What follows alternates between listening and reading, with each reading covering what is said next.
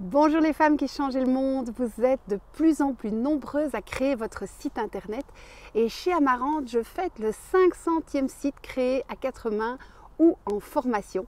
Et pour l'occasion, j'avais envie de partager avec vous les 5 clés, les 5 piliers qui font qu'un site va être d'une efficacité redoutable, c'est-à-dire qu'il va être limpide pour le visiteur et qu'il va inciter le visiteur à passer à l'action. Le premier pilier, vous allez me dire, c'est la page d'accueil. Eh bien non, c'est une erreur fatale de commencer un site internet par la page d'accueil. La page d'accueil, on va la créer en tout dernier. Et donc on va passer directement au point 2, qui est la navigation. La navigation, c'est véritablement la colonne vertébrale de votre site. C'est le point le plus fondamental. C'est également celui qui demande le plus d'efforts, parce qu'il va falloir concevoir une navigation qui soit à la fois courte, précise et non ambiguë. La clé pour trouver les bons mots dans votre navigation, c'est-à-dire les pages qui vont constituer votre site, c'est de tout axer sur le quoi. Qu'est-ce que vous faites? Qu'est-ce que vous proposez aux visiteurs? Je vois beaucoup de sites qui sont basés par erreur sur le qui. Je fais des choses pour les particuliers et pour les entreprises, ou je fais des choses pour les enfants, les adolescents, les adultes. Ça, ce n'est pas intéressant. Au premier niveau, il faut d'abord aller plus loin et creuser le quoi. Une autre erreur que je vois couramment, ce sont des navigations qui sont axées sur le comment. C'est-à-dire que vous proposez des services sous forme de stages, de séminaires, de formations, mais ce n'est pas ça la clé de voûte de votre site, ce n'est pas là-dessus que vous allez axer la navigation. La navigation, c'est réellement la liste des services que vous proposez. Par exemple, vous êtes thérapeute en mieux-être et vous proposez du yoga, du reiki et des massages. Eh bien ça va être les 3 onglets de votre navigation. Une fois que la navigation est créée, on va pouvoir s'intéresser aux pages internes. Les pages internes qu'on appelle aussi parfois des landing pages, des pages d'atterrissage. Pourquoi? Parce qu'il y a des gens qui vont arriver sur ces pages sans passer par la page d'accueil. Et donc on va devoir concevoir chacune de ces pages comme un mini-site avec toute l'information qui concerne ce sujet-là. Si je reprends l'exemple du Reiki, eh bien on va commencer par le plus important. Et moi, j'aime bien de concevoir la page interne comme une pyramide. Une pyramide à 3 niveaux. Premier niveau, c'est la pointe, c'est ce que vous voulez absolument passer comme message à votre visiteur avant qu'il s'en aille. Et donc, vous n'allez sûrement pas commencer par une grande introduction historique ou scientifique ou commencer à lister toutes les problématiques qui peuvent être solutionnées avec ce Reiki. Vous allez dire non, moi, si je vous donne une séance de Reiki, voilà ce que ça va vous procurer comme avantage et voilà ce qui est différent chez moi. Ça, c'est la toute bonne façon de commencer une page interne.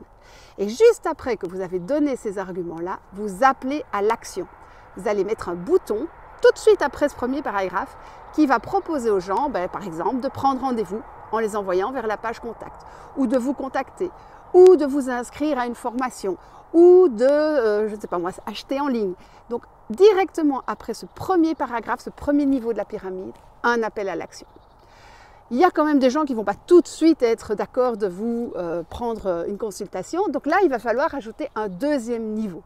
Si je prends l'exemple de la formation, ce deuxième niveau, ça va être quels sont les prérequis, quel est le programme de la formation, quel sera le résultat à la fin de la journée, quelles sont les modalités pour s'inscrire, comment est-ce qu'on va à la salle de formation. Donc c'est quelque part toute la liste des questions que les gens vont se poser avec chaque fois un sous-titre précis et puis un petit paragraphe explicatif. On arrive enfin au 3e niveau, la base de la pyramide. Ce sont les informations un peu moins importantes, mais qui doivent néanmoins se trouver dans cette page-là. Par exemple, les témoignages dans le cadre d'une formation ou une galerie de photos, par exemple. Vous avez compris, le 4e pilier de notre site internet, c'est cette page contact. Et je ne vous ai pas parlé de page à propos, c'est exprès, parce que la page contact et la page à propos, la page qui suis-je, la page qui raconte qui vous êtes, elles ont la même fonction, c'est de rassurer le visiteur avant qu'il ne passe à l'action. Alors vous allez regrouper à propos et contact sous une seule page, également en forme de pyramide. Qu'est-ce qu'il y a dans le niveau le plus important de la pyramide? Eh bien c'est comment je peux vous contacter, donc votre nom, votre téléphone, votre email et votre photo, parce que j'ai envie de savoir qui vous êtes. Au deuxième niveau, ce sont toutes les coordonnées de l'entreprise, coordonnées administratives, bancaires, TVA, également tous les agréments, les différentes formations que vous auriez qui vont rassurer la personne. Oui, c'est un psychologue agréé, oui, il a un numéro d'affiliation, etc. Troisième niveau dans cette pyramide, eh bien, c'est tout ce qui va raconter qui vous êtes, donc votre CV ou voilà, votre petit storytelling qui va préciser, voilà, la personne que vous allez avoir en face de vous, c'est une personne qui a ça comme parcours.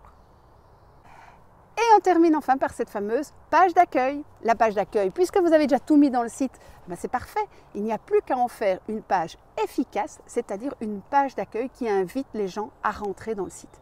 C'est la seule fonction d'une page d'accueil, c'est de proposer la liste des portes les plus importantes pour le visiteur. Je vois énormément de pages d'accueil qui sont des pages énormes avec presque tout le contenu du site internet. Cela n'a pas d'intérêt. C'est beaucoup plus utile de faire des pages longues au niveau des pages de contenu et de faire une page d'accueil très courte qui va permettre simplement de trouver où se trouve l'information qui m'intéresse. C'est un peu comme un magasin. Vous n'avez pas envie que le visiteur il reste devant la porte. Vous avez envie qu'il comprenne tout de suite ce qu'il va trouver dans le magasin et qu'il pousse la porte pour rentrer. J'espère que ces 5 piliers, ces conseils vous auront aidé à concevoir votre site internet. Vous pouvez bien entendu vous lancer seul aujourd'hui, c'est à la portée de tous. Mais sachez que si vous venez me demander de l'aide, eh bien d'abord je serai ravie de vous aider à changer le monde. Et puis vous allez gagner un temps précieux parce qu'un site créé avec Amarante, en général, en 4 ou 8 heures maximum, il est en ligne.